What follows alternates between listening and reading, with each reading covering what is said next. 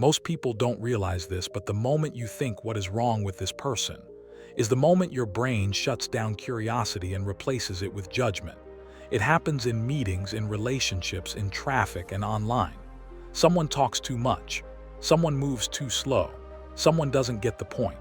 And silently you label them annoying, difficult, clueless, maybe even an idiot. What if I told you that this single habit has been costing you respect, peace of mind, and opportunities for years, and you didn't even know it? Stay with me, because this story isn't about other people. It's about the invisible mistake almost all of us keep repeating. Here's the uncomfortable truth most of us never question. We assume that the way we think is the normal way to think. We believe our priorities make sense, our reactions are reasonable, and our communication style is obvious. So when someone doesn't respond the way we expect, we don't translate, we blame. We push harder, we talk louder, or we shut down completely. And every time we do that, we widen the gap without realizing it. Surrounded by idiots starts right here, exposing how intelligent, capable people can consistently misunderstand each other. Not because they're bad communicators, but because they're speaking entirely different behavioral languages. And this is where the loop tightens, because once you learn what those languages are, you start seeing patterns you can't unsee. You realize that the coworker who interrupts you isn't rude, they're wired for speed. The friend who avoids confrontation isn't weak, they're wired for harmony. The person who overwhelms you with details isn't difficult, they're wired for precision. And then the most unsettling realization hits. Just as clearly as you can see their patterns, they can see yours. To someone else, you are the problem. You are the confusing one. You are the difficult one. And by the end of this breakdown, you won't just understand why people act the way they do. You'll understand why your frustration has followed you everywhere and how to finally break the cycle. Chapter 1: Why we keep getting people wrong. The first mistake we make in almost every interaction is invisible to us. We walk into conversations assuming that reality looks the same to everyone, that our sense of urgency is justified, that our priorities are obvious, that our reactions are reasonable. And because this assumption feels natural, we never question it. But surrounded by idiots opens by tearing this belief apart. It argues that most misunderstandings don't come from ignorance or ill intent. They come from the quiet arrogance of believing our way is the default way. Think about how quickly judgment shows up. A coworker asks too many questions and you think they're slow. Someone skips the details and you assume they're careless. Another person hesitates before deciding and suddenly they're indecisive. These judgments feel automatic, almost protective. Your brain is trying to make sense of friction as fast as possible. But what Erikson reveals is unsettling. The faster you label someone, the less likely you are to understand them. And once understanding disappears, communication turns into control, avoidance, or resentment. This chapter also exposes a pattern most people never notice in themselves. When communication fails, we don't adapt, we escalate. We repeat ourselves, but louder. We explain again, but longer. We push harder, withdraw faster, or become emotionally charged. In other words, we double down on the very behavior that caused the disconnect in the first place. And when it still doesn't work, we don't rethink our approach. We conclude the other person is the problem. What makes this especially dangerous is that it happens between intelligent, capable people. This isn't about lack of skill or education. It happens in boardrooms, marriages, friendships, and families. Two people can care deeply about the same outcome and still talk past each other completely. According to the book, this isn't a communication failure, it's a translation failure. Each person is speaking from their own internal operating system, expecting the other to run the same software. The chapter ends by quietly shifting responsibility back where we least expect it. If misunderstanding is the norm, not the exception, then clarity becomes a skill, not a personality trait. And that means effective communication isn't about expressing yourself perfectly. It's about recognizing when your message isn't landing and having the awareness to change how you deliver it. This is the moment the book stops being about other people and starts becoming about you. And that's what makes it uncomfortable and impossible to ignore. Chapter 2: The Model That Makes People Make Sense. At this point in the book, most readers are skeptical, and they should be. After all, human behavior is complex, emotional, and deeply personal. So when Surrounded by Idiots introduces a simple four-color model, it almost feels insulting. How could something this basic explain years of conflict, confusion, and frustration? But Erikson anticipates this resistance. He doesn't present the model as a personality cage. He presents it as a map. And a map doesn't capture every detail. It just helps you stop getting lost. The model is built on a quiet but powerful insight. People prioritize different things under pressure. When stress shows up, we don't become more logical, we become more ourselves. Some people push forward, some people reach out, some people slow down, some people analyze. These reactions aren't random, they're patterns. And once you recognize those patterns, behavior that once felt irrational starts to feel predictable. Not excusable, predictable. Erikson divides these patterns into 4 dominant behavioral energies, each represented by a color. Red behavior is driven by power, speed, and results. Yellow behavior is driven by optimism, connection, and influence. Green behavior is driven by harmony, stability, and trust. Blue behavior is driven by accuracy, structure, and logic. Everyone carries all 4 colors, but 1 or 2 usually take the lead, especially in moments of pressure, conflict, or decision-making. Here, where most people misuse the model and the book is careful to warn against it. These colors are not identities, they are tendencies. They describe how people act, not who asterisk they are. When you turn the model into a labeling system, he's just a red, she's such a blue, you miss the point entirely. The value isn't in categorizing people. The value is in adjusting yourself. The moment you use the colors to judge, you lose the ability to adapt. By the end of this chapter, the reader starts to feel something shift. People who once felt chaotic now feel readable. Conflicts that felt personal now feel structural. And a dangerous thought begins to form, dangerous because it removes your favorite excuse. If behavior follows patterns, then misunderstanding isn't unavoidable. It's optional. And once you have the map, getting lost is no longer innocent, it's a choice. Chapter 3: Red, the urgency to win. Reds are usually the first people you notice, and often the first people you react to. They walk fast, talk fast, decide fast.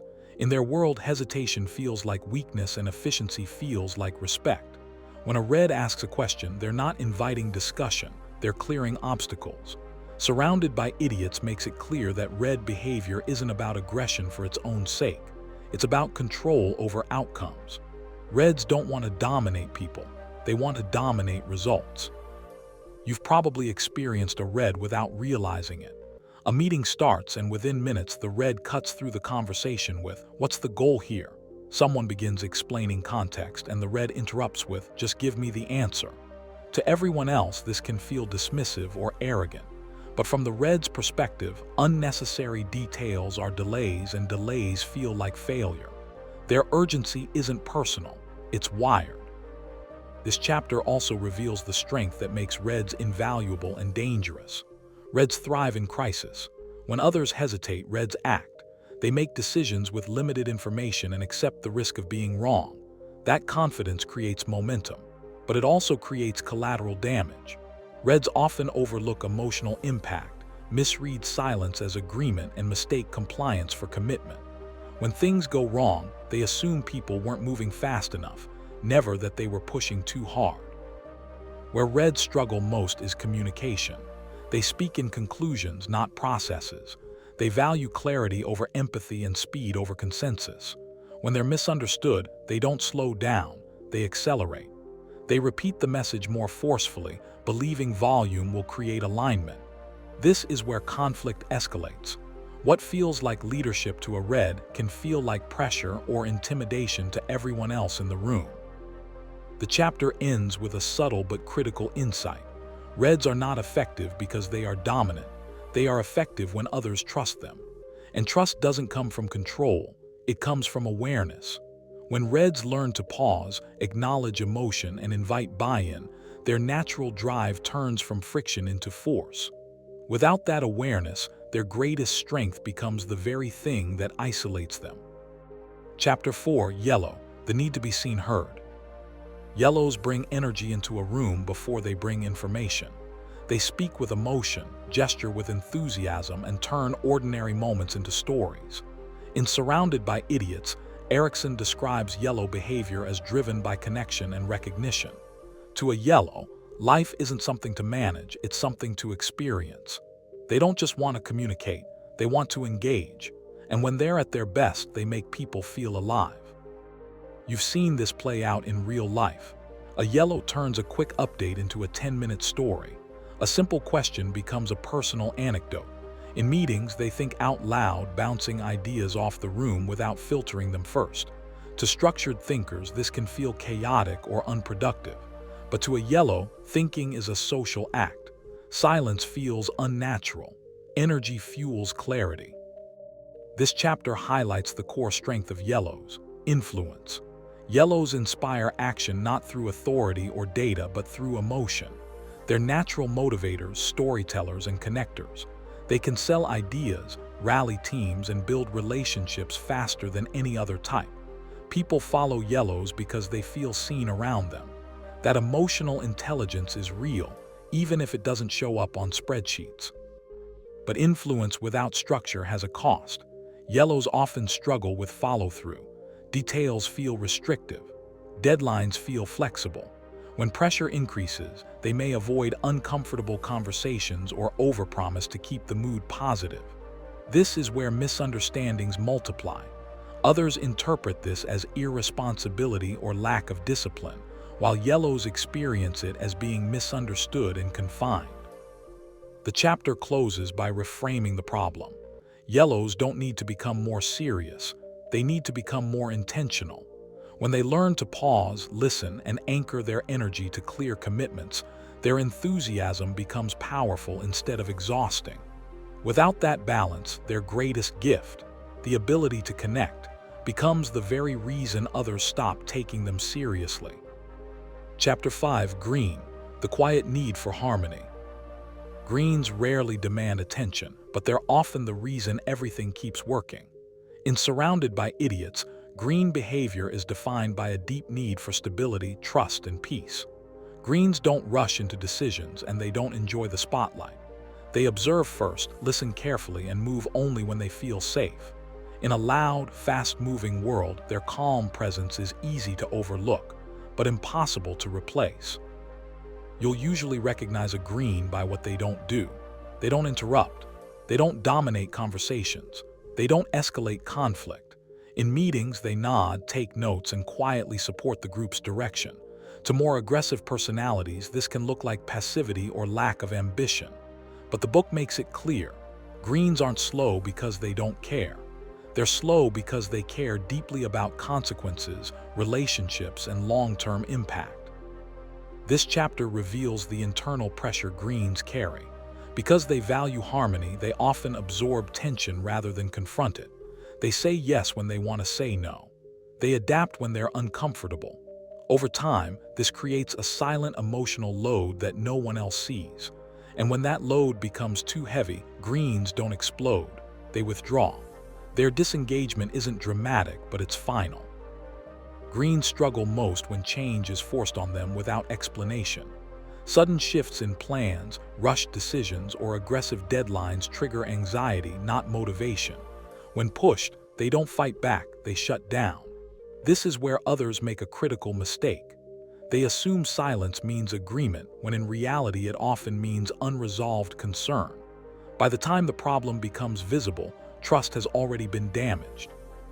The chapter ends by reframing green's strength. Greens aren't effective because they avoid conflict. They're effective because they create emotional safety. When they learn to speak up early and others learn to slow down and listen, greens become the glue that holds teams and relationships together.